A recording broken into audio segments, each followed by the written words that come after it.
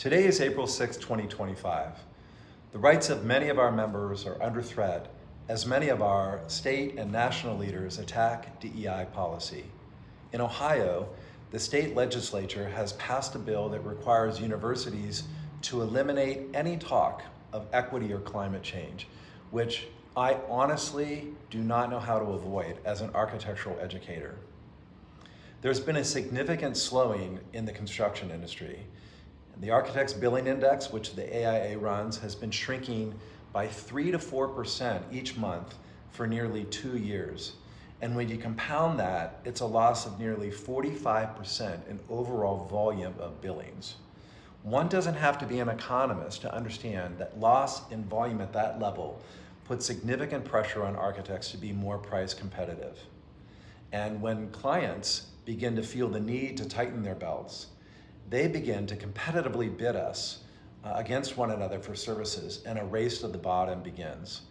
It's a pretty tough situation, and having dealt with this kind of social and economic climate now 4 times throughout my career, I can tell you that the road up the hill is a lot slower than the way we came down.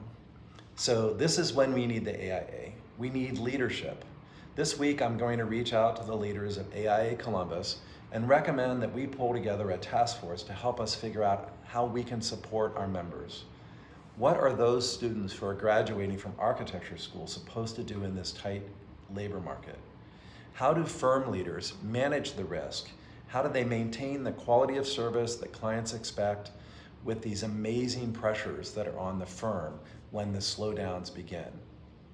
What models exist for architects to help recession-proof their firms before one occurs? And how do we maintain our focus as designers on the design of equitable community development in a climate that wants to pretend that inequities don't exist and that only the strongest need to prevail?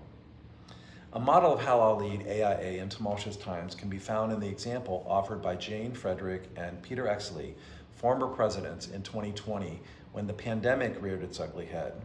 I was on the board, and they appointed several national task forces to support members. One focused on how we could support the rapid mobilization of healthcare triage support. Another looked at how we could advise members on the transition of their technology to a virtual platform, and we actually worked with Autodesk and other providers to gain discounts on software purchases for our members.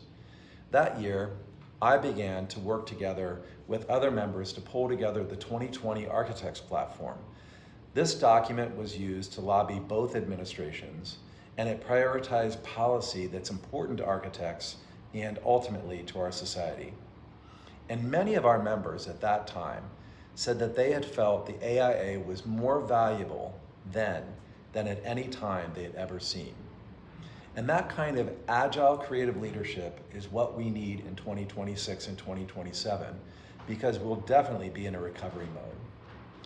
The AIA is a pretty big ship, but my experience as a local, state, and national leader equipped me with the know-how to be an effective rally leader.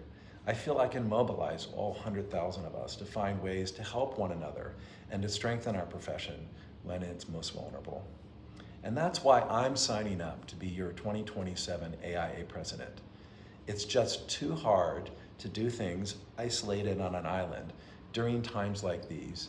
And we need strong leadership with the depth of experience leading practice and mentoring the next generation and leveraging the AIA as a supportive member-focused organization. I plan to bring that to the AIA as your 2027 AIA president.